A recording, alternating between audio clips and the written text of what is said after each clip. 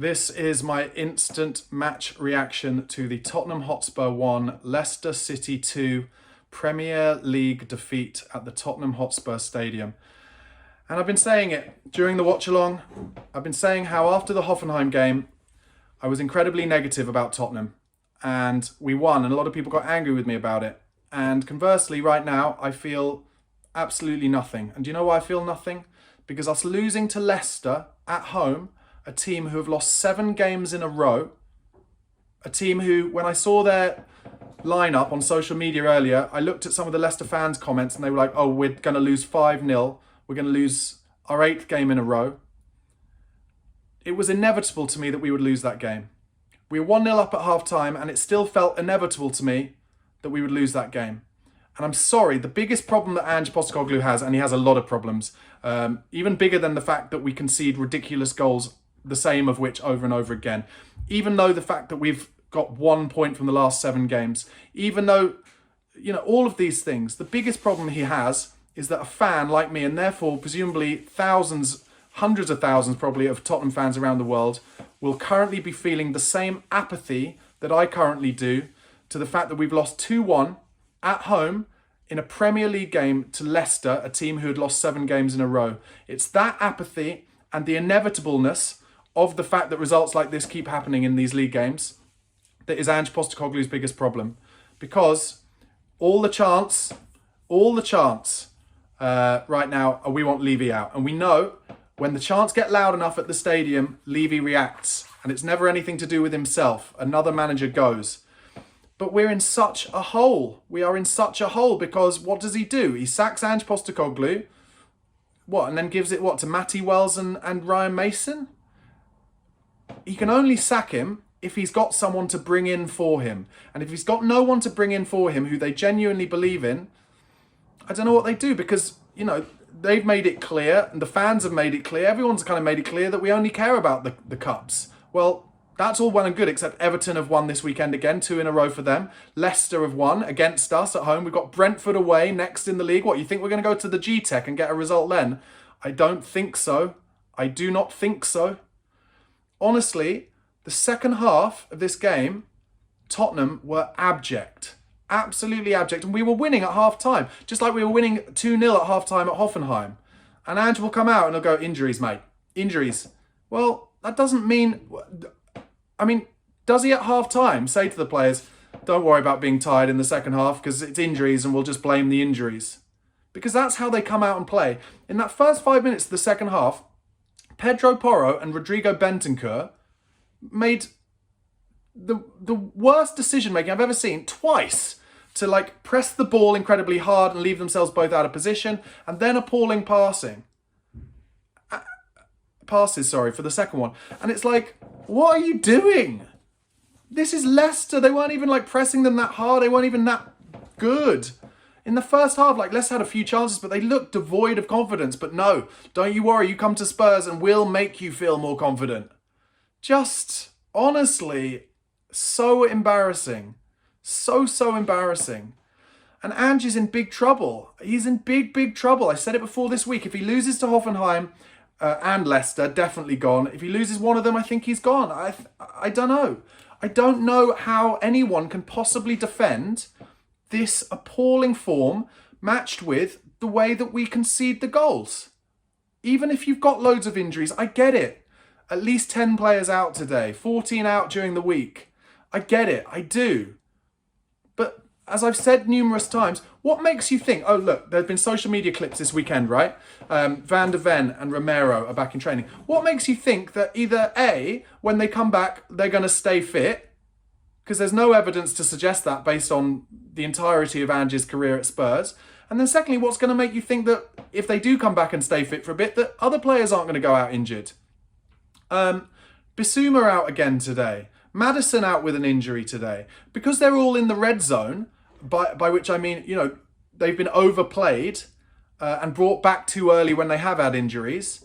They will just get injury after injury. And this, again, you know, it's a broken record, but Ange has to take some responsibility. He's talked about it before. Muscle injuries come part and parcel with his management and his relentless style.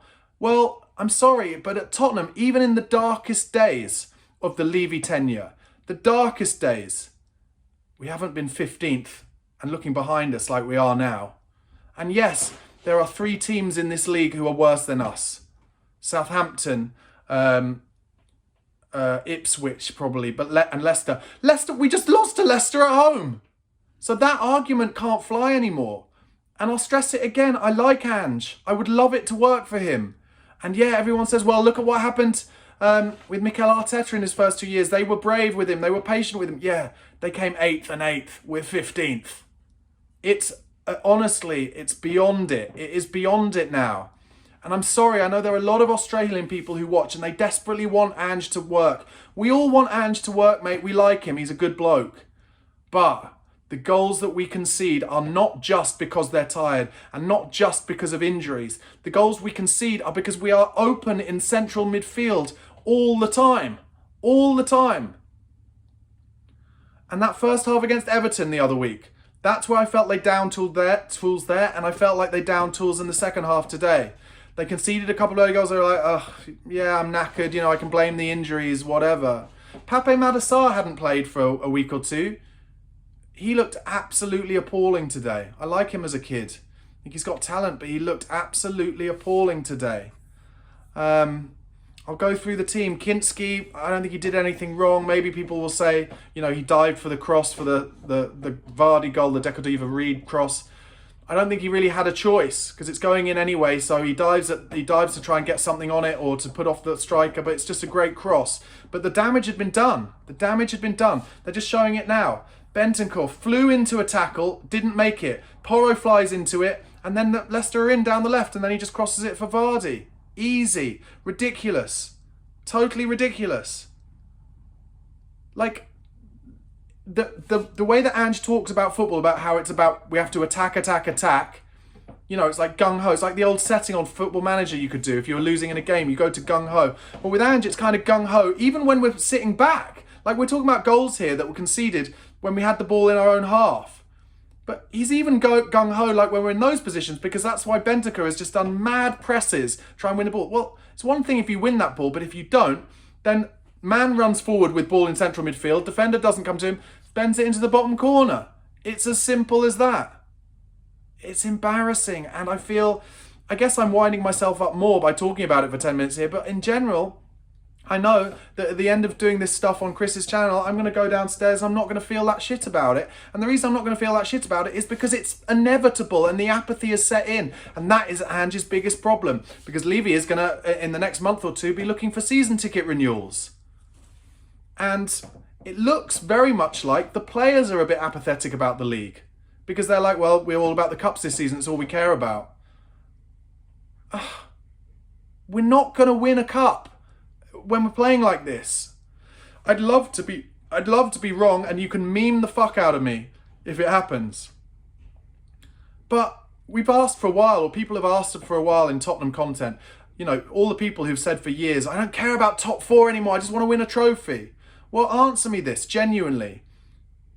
If we're in like a genuine relegation battle, which we are, and we end up finishing 17th, one place above or maybe even worse, if we win the League Cup, are you really going to give a fuck about the Carabao Cup? Is it going to be that important to you? Because the thing that people who want trophies so badly, I think a lot of the reasons for it are, they have the piss taken out of them on social media all the time. That's what social media has brought forward.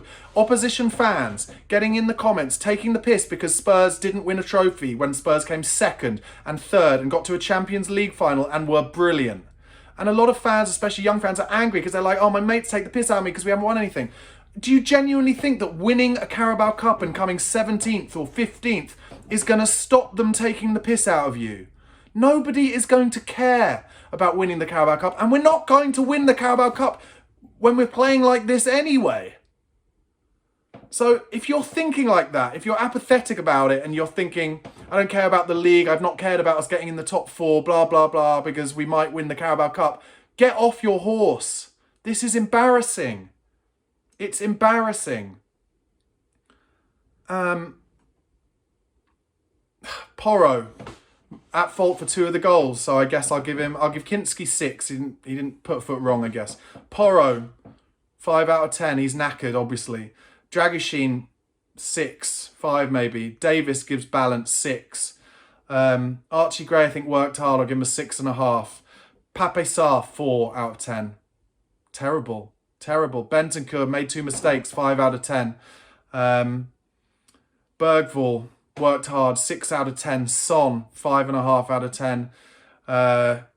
Rishi got his goal, 7 out of 10. Taken off at 55 minutes. We need him to be fit for the whole games at the moment, and he's not. Another thing to think about, you think Van der Ven and Romero are going to come back. Well, we're only going to be playing him for like 45 minutes at the start of games. And Kulusevski absolutely spent. I thought he had one of his worst games, 3 out of 10. We lost 2-1 at home to Leicester, guys. This is where it has gone for Tottenham Hotspur. This is, I desperately want to think, oh, the night is darkest before the dawn. And we got some good things coming. But Daniel Levy up on his heated seat in the Tottenham Hotspur Stadium that he built, from which underneath there's a go-kart track, and the Rolling Stones are coming in a few months' time, and all this stuff that he's done well on the business side. He is under the most pressure that he's been under now. He has to be, because he knows if he sacks Ange, who's he going to bring in? If he doesn't sack Ange, we may continue this way into a relegation battle. And if we, heaven forbid, if we got relegated, we would be fucked money-wise. Royally fucked. And people wouldn't turn up to the ground. So Levy is under big pressure. Because we're so bad in the league, and because we don't pay a lot of wages, we can't get players through the door. And the fans want players desperately because Ange says he needs players, and I think the quote he used was, we're playing with fire if we don't bring in players. And he's got, 8 days left until the end of the transfer window, Daniel Levy, to bring in players. But nobody wants to come. No players who are good enough, deemed good enough by Ange or Langer or Munn or whatever, want to come. So what's his option now? To bring in another Timo Werner, another appalling signing?